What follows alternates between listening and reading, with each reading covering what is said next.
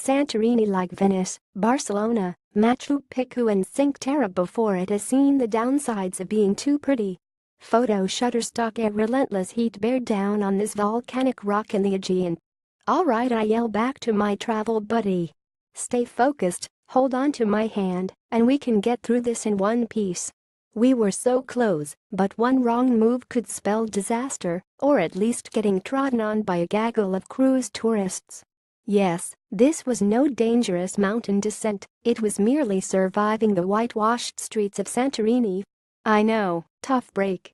The famous Cyclades island, home to the blue-domed white buildings that adorn every Greek yogurt container worldwide, has had enough of being popular.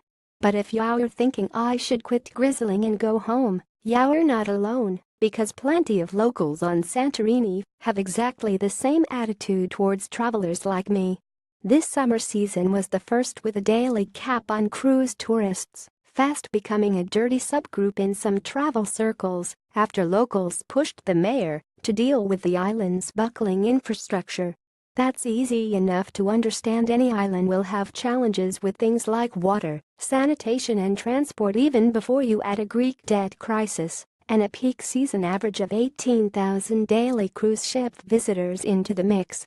The mayor capped it at 8,000 last year, and this summer has seen it come into full effect, but if you had asked any of the townsfolk, trampled tourists or even the transport donkeys, it still seemed as crazy as ever. And this, in September, is after the peak.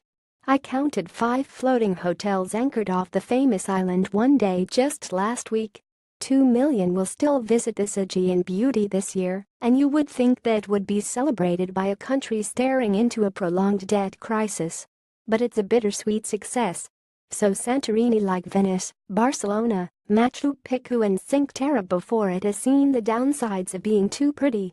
Of course, it's never those working in the industry who would be outwardly anti-tourism. Why would they be when they directly benefit from the goose's golden egg? But a day tripper getting snappy hardly has the time or inclination to see and learn about the negative impacts our presence has. We all raved about Airbnb being a win-win for travelers and homeowners when it came on the scene, but never thought about the renters that it has inadvertently displaced.